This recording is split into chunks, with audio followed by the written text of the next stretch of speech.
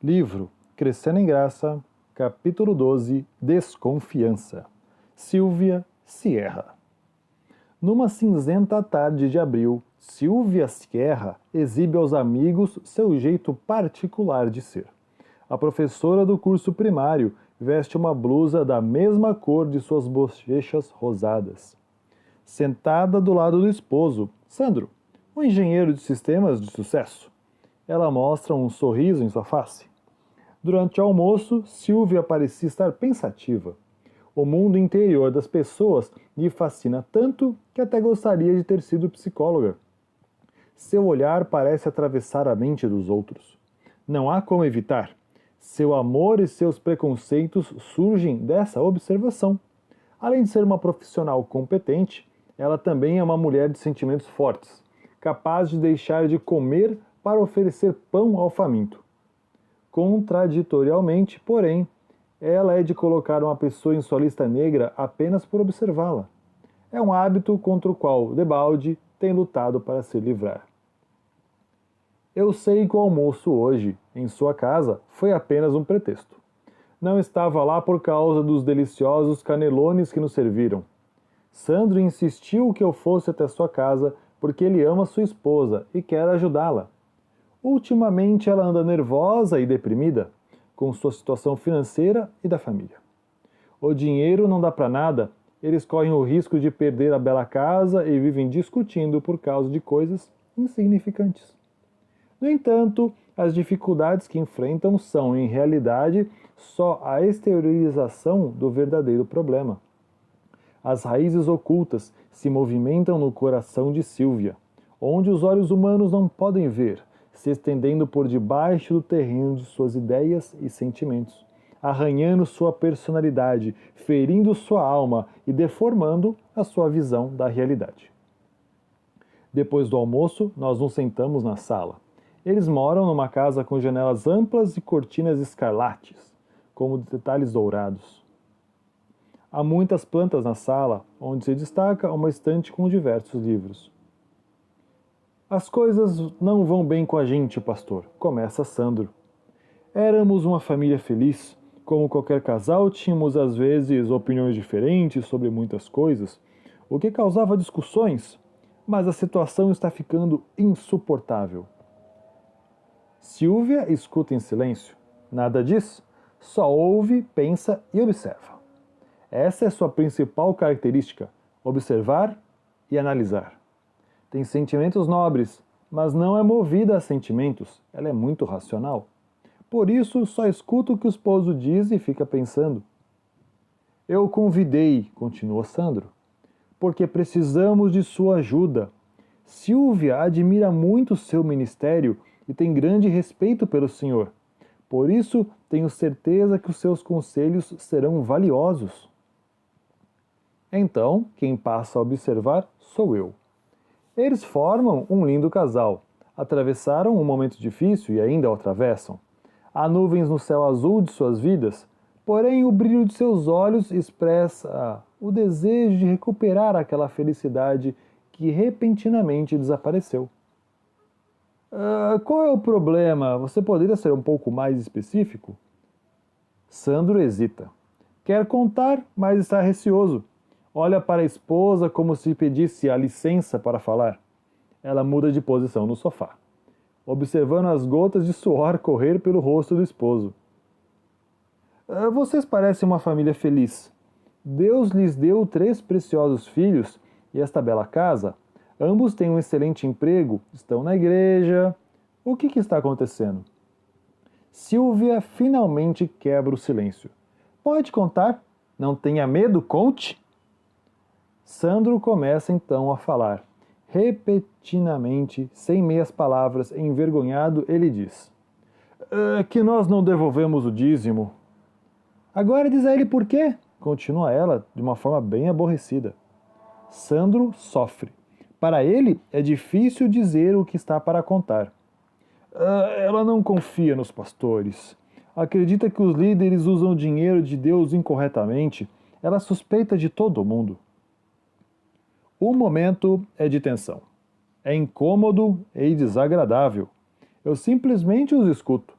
Acho que eles precisam falar, dizer o que lhes incomoda, expor o veneno que lhes corrói a alma. E as palavras são a melhor forma de fazê-lo. Nasci e cresci na igreja, diz ela. Tive 2 tios pastores, dirigentes de instituições, de maneira que conheço bem a estrutura e não concordo com muitas coisas. Por exemplo, o quê? Eu me animo a perguntar. A estrutura inchou, está obesa, cada dia inventam novos cargos, os líderes vivem viajando de um lugar para o outro, e somos nós que temos que alimentar essa estrutura com os dízimos e as ofertas? Eu a escuto. Ela não para de falar. Narra incidentes desagradáveis, acusa, critica, faz julgamentos e, finalmente, chora. Desculpe, pastor. Eu pedi ao Sandro que não lhe chamasse. Nada vai mudar. Eu tenho uma opinião já formada. Prefiro ajudar os pobres com meu dízimo em vez de dá-lo para a igreja, pois isto seria apoiar algo que condeno. Admiro sua honestidade por dizer o que pensa. Está ferida por algum motivo, sofre, não é feliz e a família que tanto ama parece um castelo a ponto de desmoronar. Como posso ajudá-la, então? Posso lhe fazer alguma pergunta, Silvia? Com um gesto, ela diz que sim, enquanto enxuga as lágrimas. Você tem alguma dúvida com relação à santidade do dízimo? Não, responde ela. Eu creio que o dízimo é do Senhor, mas não estou de acordo com a maneira que é utilizado pelos líderes. Podemos então falar sobre a teologia do dízimo? Por favor, pastor, eu já lhe disse que estou de acordo com a teologia, mas não com a estrutura. Você sabe o que quer dizer teologia? Ora, são os estudos que os pastores fazem na universidade. Não, Silvia. Teologia é a maneira de Deus pensar e a opinião de Deus que o Deus tem da vida, das pessoas e das circunstâncias. Como é que um mísero ser humano pode saber o que Deus pensa? Bem, por aquilo que está revelado nas Sagradas Escrituras. Portanto, se quisermos saber o que Deus pensa em relação ao dízimo, precisamos ver o que a Bíblia ensina a esse respeito. E há alguma passagem que diga que o dízimo deve ser usado de forma incorreta? Vamos por partes, Silvia. Primeiro vejamos o que Deus diz a respeito do dízimo. Depois vemos o uso que se faz dele. Se você me permite, devemos responder a seguinte pergunta. Quem é o Deus que requer o dízimo de seus filhos e faz com base no quê? Silvia e Sandro me escutam com atenção. O celular dele toca. Ele pede desculpas e desliga o aparelho. Continue, pastor. Creio que não preciso lhes explicar que Deus é o Criador do mundo, dono absoluto de tudo que existe. Ele criou o mundo, confiou ao ser humano. Davi declara: Ó Senhor, Senhor nosso, quão magnífico em toda a terra é o teu nome, pois expuseste os céus à tua majestade. Quando contemplo estes céus, obra dos teus dedos, e a lua, estrelas que estabeleceste, que é homem que dele te lembres, e o filho do homem que o visites, fizeste-o, no entanto, por um pouco menor do que Deus, e de glória e de honra o coroaste. Deste-lhe domínio sobre as obras da tua mão, e sobre seus pés tudo lhe puseste. Ovelhas e bois, todos, e também os animais do campo, as aves do céu e os peixes do mar, e tudo que percorre as sendas dos mares. Ó Senhor, Senhor, nosso, quão magnífico em toda a terra é o teu nome. Salmos capítulo 8, verso 1, verso 3 e verso 9. Depois de ler o texto, fecho a Bíblia e concluo. Davi é bem convincente. Deus é o Criador e dono de tudo, e tudo confiou ao ser humano. Eu não discuto isso, balbucia Silvia. Nunca neguei o fato de que Deus é o Criador de tudo. Não precisa me convencer de algo que eu já sei. Não desejo te convencer de nada, Silvia, mas quero estar certo de que você crê que Deus é o dono de tudo. Continue. Embora Deus tenha confiado a criação ao ser humano, o universo continua sendo dele. O Deus Criador não abandonou o mundo criado. Ele é o Senhor. Somente Ele pode reivindicar o direito divino e universal de propriedade, pois Ele é o Criador. Eles me ouvem, atentos. Nem o barulho monótono dos carros na rua é capaz de lhe distrair. Aproveito para continuar desenvolvendo o assunto.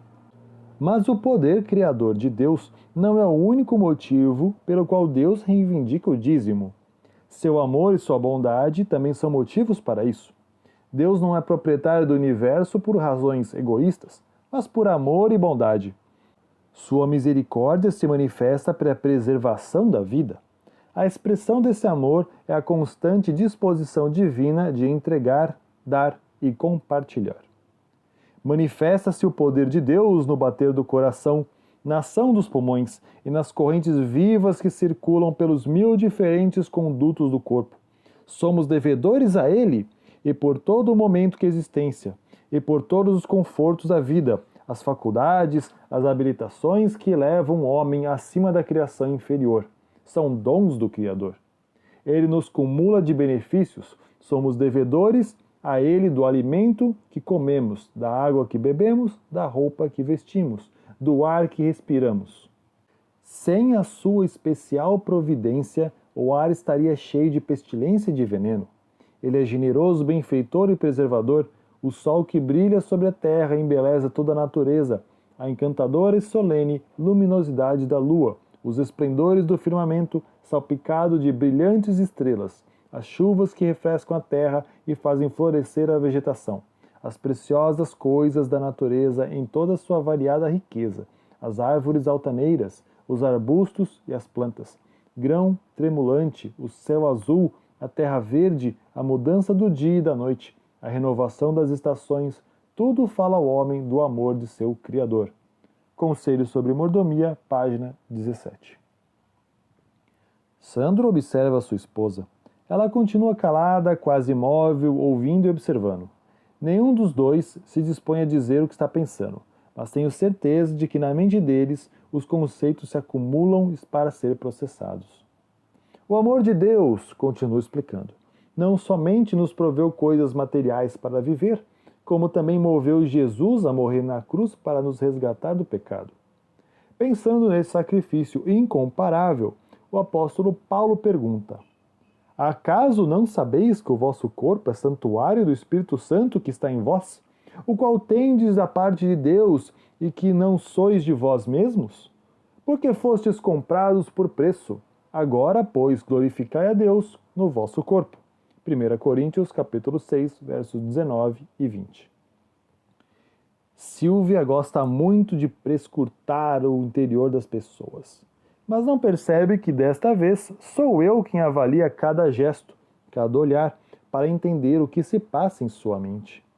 Vocês entendem por que pertencemos a Deus? Pergunto. Não somente pelo seu poder criador, como também por seu amor. O dízimo está associado a esses dois aspectos do ser de Deus. Seu poder criador é a essência de seu amor. Seu poder nos diz que ele é o proprietário do universo. Seu amor assinala sua obra mantenedora e redentora por meio do sacrifício voluntário de Cristo. Estes aspectos justificam a reivindicação divina do dízimo. Silvia parece nervosa. Até este momento ela me ouviu em silêncio. Mas não pôde se conter e me fez uma pergunta simples, curta e direta. E a faz sem embaraço, com honestidade, calculando cada palavra para não me magoar. Pastor, o senhor entende por que não devolvo o dízimo?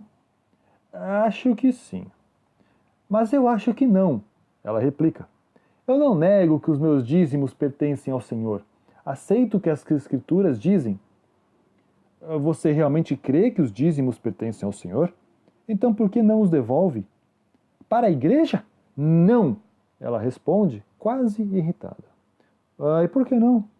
Eu já lhe disse, não confio nos líderes. Mas o dízimo não lhe pertence, como você acaba de dizer.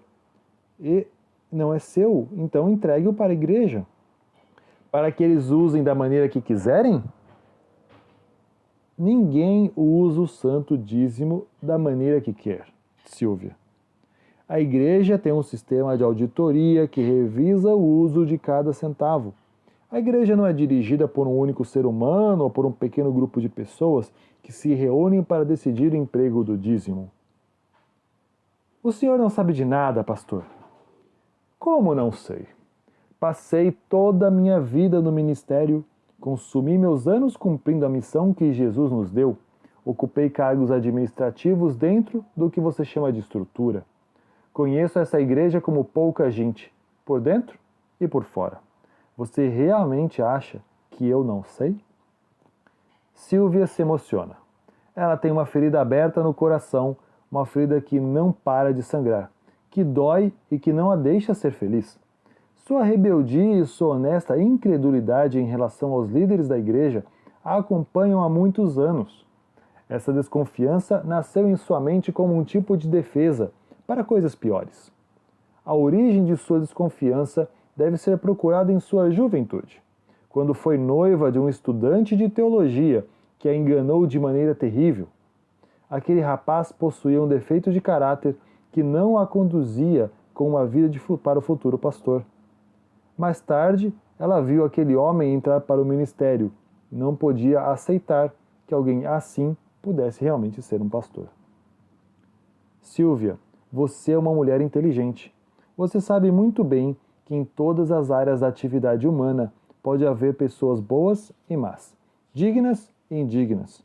Entre os líderes da igreja, há pessoas que, dia após dia, se consomem para cumprir a missão e ver Jesus voltando em glória e majestade.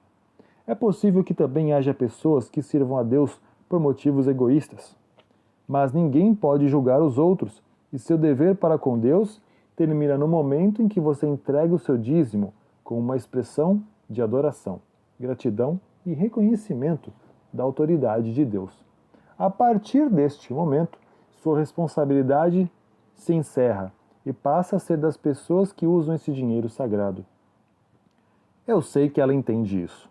O argumento que apresenta para não ser fiel a Deus é apenas uma justificativa para o seu desejo inconsistente de manter aberta a ferida de sua juventude. Não quer ou não consegue deixar que a luz brilhe em sua alma. Demonstra uma dor renovada em cada suspeita gratuita, mas insiste em acusar. Contudo, vejo que não está tão irredutível. O brilho intenso de seus olhos a denuncia. Então, eu prossigo. Você sabia que a serva do Senhor rejeita a falta de confiança nos administradores da igreja como um motivo válido para reter o dízimo ou deixá-lo de devolvê-lo? Ela fala sobre esse assunto? Ela pergunta. Sim. Em 1890, na Associação de Michigan, nos Estados Unidos, ela descreve a condição do ministério em termos bem negativos, dizendo que eles, vezes dura, vezes direta, precisavam de reavivamento e de reforma. A linguagem empregada é bem difícil. Por exemplo, falando dos pastores, ela diz: eles não são ricos em conhecimento espiritual, nem na sabedoria divina, mas são áridos e não têm a Cristo. O coração do orador não foi transformado pela graça. Ellen White diz, inclusive, que a igreja estaria muito melhor sem esses ministros, e que o dinheiro é tirado do tesouro do Senhor para sustentar aqueles que não estão convertidos e que precisam que alguém lhes ensine o primeiro dos princípios do Evangelho, que é Cristo em nós, a esperança da glória. A obra em Michigan, o Sermão e algumas conversas, volume 2, páginas 71 até a 79. Ao ouvir essa citação, o rosto de Silvia se ilumina. Está vendo? Diz ela ao esposo. Depois você diz que é exagero. Isso já existia desde o começo da nossa história. É verdade, eu continuo. Mas leia o que a mensageira do Senhor diz a respeito do dízimo. O dízimo tem de ser trazido a seu tesouro para ser empregado em manter os obreiros do Evangelho em seu trabalho. Durante um longo tempo, o Senhor tem sido roubado, porque há pessoas que não compreendem ser o dízimo a porção que Deus reserva para si. Alguns se têm sentido mal satisfeitos e afirmado: não devolverei mais o dízimo, pois não confio na maneira como as coisas estão sendo dirigidas na sede da obra. Roubará, porém, o homem a Deus por pensar que a direção da obra não é correta? Apresente sua queixa franca e abertamente no devido espírito e as pessoas competentes. Solicite em suas petições que as coisas sejam corrigidas e colocadas em ordem, mas não se retire da obra de Deus nem se demonstre infiel, porque os outros não estejam fazendo o que é correto. Testemunhos para a Igreja, volume 9, página 248.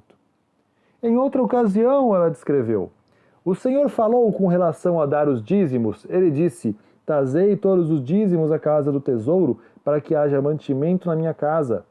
Muito recentemente tive luz direta do Senhor sobre esta questão, e me foi claramente revelado que Malaquias apresentou o caso como ele realmente é. Como ousa então a pessoa até mesmo pensar em seu coração que uma sugestão para reter os dízimos e ofertas venha do Senhor? Onde se desviaram do caminho? Ponham os seus pés de novo no caminho reto. Conselho sobre Mordomia, página 83 e 84. Apesar dos argumentos em que sua mente se apoiava, Silvia questiona a si mesma. Poderei continuar insistindo? Poderei me endurecer ainda mais? Vejo que ela sofre, que luta consigo mesma, mas depois se rende ao maravilhoso trabalho do Espírito Santo. Sandro se aproxima dela e a abraça. Eles amam um ao outro e naquela tarde sentem que a brecha que os separava começa então a desaparecer. Há momentos em que não é preciso dizer nada. O silêncio é eloquente. Há lágrimas que dizem tudo. Aquela foi uma dessas tardes. Essa é a história de Silvia e Sandro Sierra. A vida cristã é crescimento. Ela é uma filha que a cada dia cresce na graça de Jesus. Bem, pessoal, este foi mais um capítulo, o penúltimo capítulo do livro Crescendo em Graça. Falta mais um capítulo para terminarmos essa leitura. Muito obrigado pela sua paciência, pela sua audiência. Se inscreva no canal, dê um joinha se puder. Muito obrigado, agradecemos e acompanhe os próximos vídeos. Tchau, tchau.